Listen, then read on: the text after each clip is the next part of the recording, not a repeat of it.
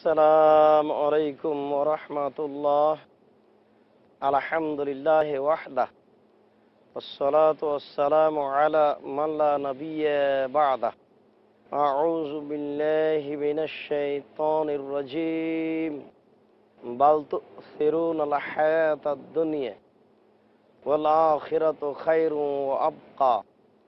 আন আব্দুল্লাহ ইবনে আব্বাস রাদিয়াল্লাহু তাআলা আনহু قال قال رسول الله صلى الله عليه وسلم নেমাতান মাকবুনুন ফিহিমা কাসীরুম মিনান নাস আস-সিহহাতু ওয়াল ফারাগ, রাহুল বুখারী ও মুসলিম। সম্মানিত দর্শক মণ্ডলী, প্রশংসা আল্লাহর জন্য, শান্তি অবতীর্ণ হোক আল্লাহ রাসূলের উপর সাল্লাল্লাহু আলাইহি ওয়াসাল্লাম। আমরা অন্তর নরম হওয়া সম্পর্কে এবং পৃথিবীর প্রতি অনাগ্রহী হওয়া সম্পর্কে এক গুরুত্বপূর্ণ তথ্যবহুল আলোচনা পেশ করতে চাচ্ছি। আশা যে আপনারা এই গুরুত্বপূর্ণ আলোচনা শুনে একে যথাযথ মূল্যায়ন করে আমল করার চেষ্টা করবেন।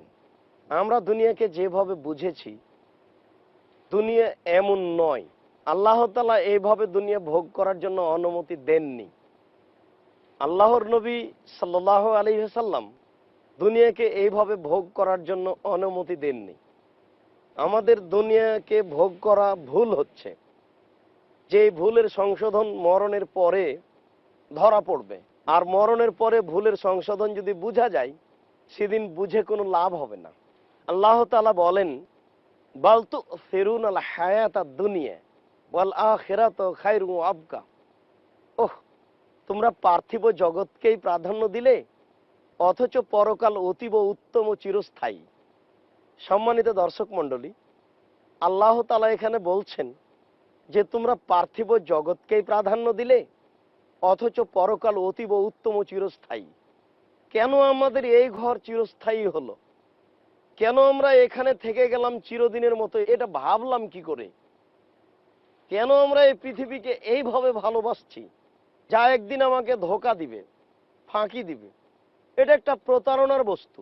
আল্লাহ তাআলা বলেন, আলহাকুমুত তাকাসুর হাত্তা যুরতুমুল মাকাবির। মানুষকে অতদিন এই পার্থিব জগতের লোভ লালসা আত্মভোলা করে রেখেছে, যতদিন পর্যন্ত সে কবর না দেখেছে। যখনই সে কবর দেখবে, তখনই সে বুঝতে পারবে যে পৃথিবী আমাকে কিভাবে আত্মভোলা করে রেখেছে, এবং পৃথিবী যে সত্যিকারই আমাকে ফাঁকি দিয়েছে, ধোঁকা দিয়েছে, এটা স্পষ্ট প্রমাণ হয়ে যাবে।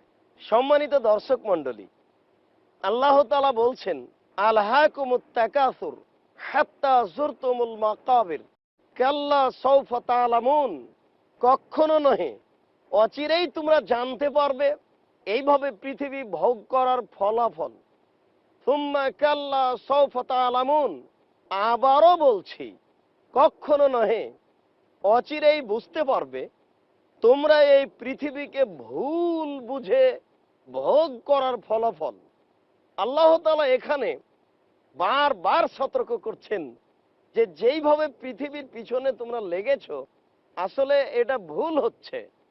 পৃথিবীর পিছনে এইভাবে লেগে পড়া অন্তত সচেতন বুদ্ধিমান মানুষের জন্য ঠিক নয়। আর এ কারণে আল্লাহ তাআলা বলছেন যে লাকাদ খালাকনাল ইনসান ফি আহসানি তাকবীম সুম্মা রাদাদনাহু আসফালা সাফিলিন।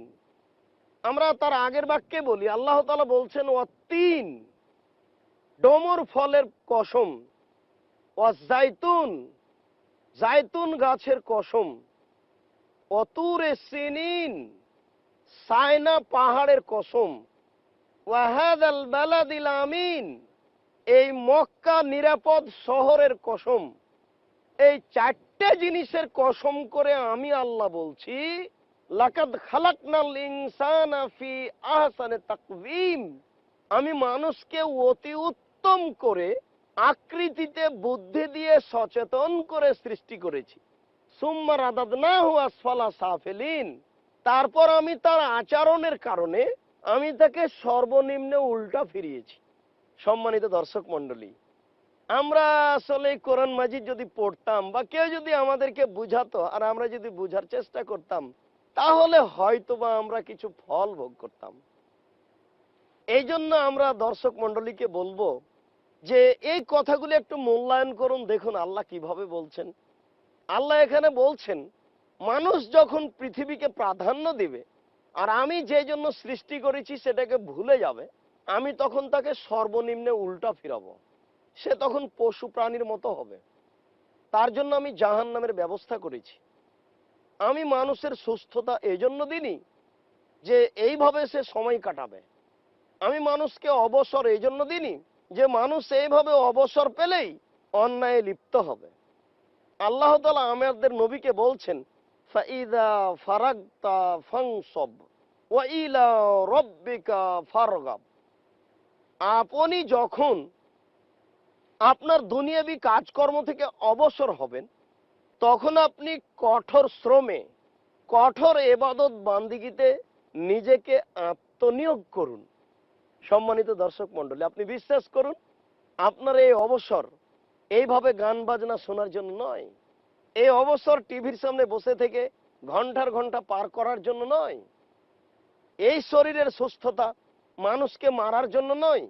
এই শরীরের সুস্থতা আর একজনের প্রতি আক্রমণ করার জন্য নয়, একেবারেই নয়, ভুল হচ্ছে। আব্দুল্লাহ ইবনে আব্বাস রাদিয়াল্লাহু তাআলা আনহু বলেন রাসূল সাল্লাল্লাহু আলাইহি ওয়াসাল্লাম বলছেন নেমাতান মাকবুনুন ফীহিমা কাসীরুম মিনান নাস।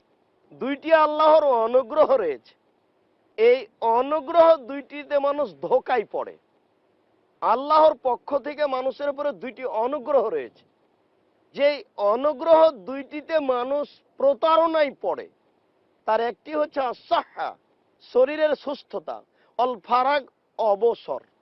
সম্মানিত দর্শক মণ্ডলী, আপনার শরীর সুস্থ আছে, বলুন তো এটা কি ওই খ্রিস্টান আব্রাহাম লিঙ্কনের কাল্পনিক পদ্ধতিতে ভোট করতে গিয়ে মিছিল বের করার জন্য? এই মিছিল বের করে আপনি এই শরীরের সুস্থতাকে ব্যয় করবেন? এই জন্য আপনার শরীরে সুস্থতা আছে, এই জন্য আপনি বাড়ি থেকে বের হয়ে দোকানের সামনে আড্ডা পিটবেন ঘন্টার ঘন্টা, যেখানে মানুষের গীবাত হবে, পরনিন্দা হবে, বদনাম হবে? আপনার শরীরে সুস্থতা আছে এই জন্য আপনি বাজারে গিয়ে ঘন্টার ঘন্টা বসে থাকবেন? জি না, এটা নয়। এটা সচেতন মানুষের কাজ নয়, এটা বুদ্ধিমান মানুষের কাজ নয়। এমন মানুষ প্রতারণার মধ্যে পড়েছে, সে ভুল বুঝেছে। সম্মানিত দর্শক মণ্ডলী, অবসর। আপনি সকালে 10টার সময়তে স্কুলে গেছেন, বিকাল 4টায় আসলেন। এই 4টা থেকে নিয়ে পরের দিন 10টা পর্যন্ত এই অবসর সময় আপনি কিভাবে সময় ব্যয় করলেন? বলুন তো দেখি, আপনি কিভাবে সময় ব্যয় করলেন?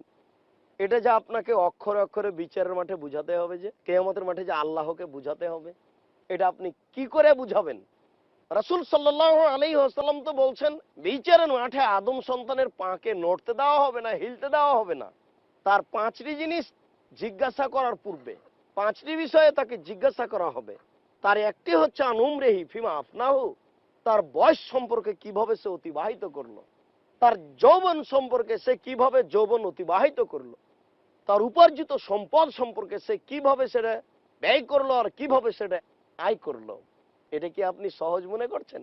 আল্লাহ তাআলা আপনাকে অবসর দিয়েছেন টিভির সামনে বসে সময় কাটার জন্য? আল্লাহ তাআলা আপনাকে অবসর দিয়েছেন এইভাবে আপনি বাজারে ঘুরে সময় কাটাবেন এই জন্য? জি না, ভুল হচ্ছে। সম্মানিত দর্শক মণ্ডলী, এই সময় আপনাকে একটু ধর্ম চর্চা করতে হবে, একটু কোরআন চর্চা করতে হবে, একটু হাদিস চর্চা করতে হবে। বুখারীর হাদিস বাংলাতে অনুবাদ করা আছে, বইটা আপনি কিনেছেন, বাড়িতে পড়ে আছে। শেষ পাটে একটা হাদিস আছে, কালেমা তানে, 2টি শব্দ, হাবিবা তানে এলার রহমানে, রহমানের নিকটে অতীব প্রিয়, সাকিলা তানে ফিল মিজানে, দাঁড়ি পাল্লায় অতীব ভারী, খাফিফা তানা আলাল লিসানে, মুখে একেবারেই হালকা, সুবহানাল্লাহি ওয়া বিহামদিহি সুবহানাল্লাহিল আযীম। কই আপনি কি কোনো সময় পড়ে দেখেছেন? আপনি কি এই হাদিসটা আপনার জীবনে কোনো সময় পড়েছেন?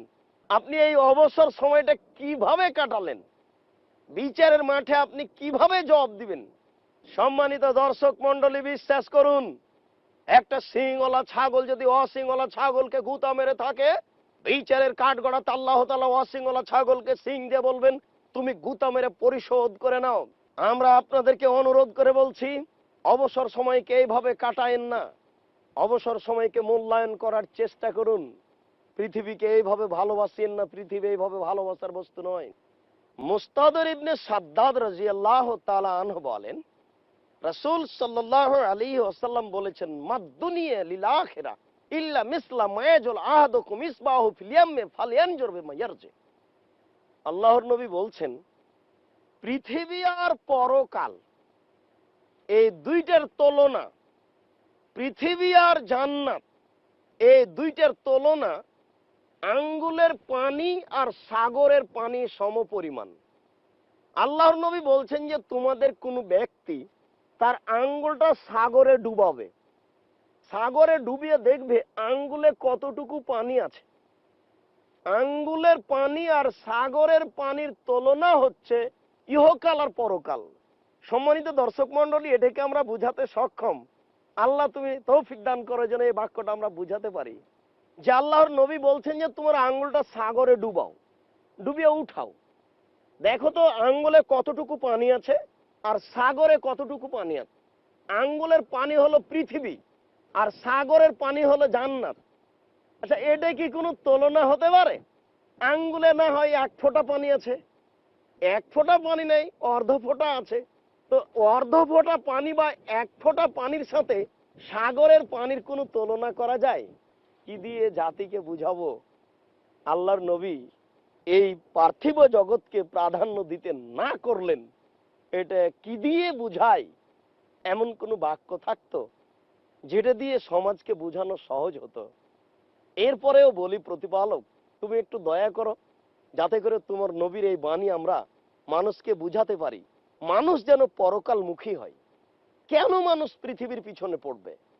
আল্লাহর নবী বলছেন যে আল্লাহ তাআলা বলছেন, মা দাদ্তুলে ইবাদিয়াস সলিহিনা, আমি আমার ভালো বান্দাদের জন্য এমন কিছু রেখেছি, মা রাআত আইনুন, যা চোখ কোনোদিন দেখেনি, ওয়ামা সামিয়াত উযনুন, যা কান কোনোদিন শোনেনি, ওমা খাতারা বিকালবে বাশার, মানুষের অন্তর কোনোদিন পরিকল্পনাও করেনি। সেটা কি? সেটাই জান্নাত, যার সাথে এই পৃথিবীর কোনো তুলনাই চলে না। আঙ্গুলের পানির সম পরিমাণ এই জিনিস নিয়ে আমি আর আপনি কেন এত মত্ত? আবু হুরায়রা রাদিয়াল্লাহু তাআলা আনহু বলেন, মারা রাসূলুল্লাহ সাল্লাল্লাহু আলাইহি ওয়াসাল্লাম বিজাদিনা সাক্কামাইয়িত, একদা আল্লাহর নবী একটা মরা কান কাটা ছাগলের পাশ দিয়ে হেঁটে যাচ্ছিলেন। আমাদের এলাকাতে, পল্লীতে আগে যদি গরু ছাগল মারা যেত তাহলে তাকে টেনে বাইরে ফেলে দিয়ে আসা হতো, বিলের নিচু জায়গায়। ঠিক এরকমই একটা ঘটনা। আল্লাহর নবী একটা মরা কান কাটা ছাগলের পাশ দিয়ে হাঁটছেন।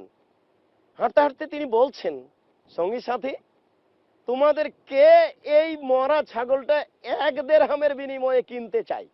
তোমাদের কেউ কি এই মরা ছাগলটাই 1 দিরহামের বিনিময়ে কিনতে চায়?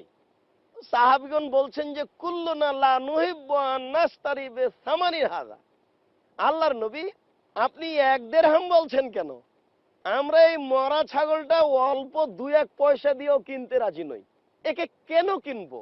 একে তো এ মরা, একে তো ছোট, এরপরেও কান কাটা, চামড়াও কাজে লাগবে না, একে নিব কেন? তখন আল্লাহ রাসূল বলছেন, শোনো, আর দুনিয়া আহওয়ান আল্লাহ মিন হাযা আলাইকুম, এই ছাগল তোমাদের কাছে যত তুচ্ছ, বিশাল পৃথিবী আল্লাহর কাছে তার চেয়ে অনেক অনেক অনেক বেশি তুচ্ছ। এই বিশাল পৃথিবী আল্লাহর কাছে অনেক অনেক অনেক বেশি তুচ্ছ, এই ছাগল তোমাদের কাছে যত তুচ্ছ। সম্মানিত দর্শক মন্ডলী, আমরা কি বুঝাতে সক্ষম পৃথিবী কি জিনিস? কিছুই নয়, একটা ধুলোবালির ঘর।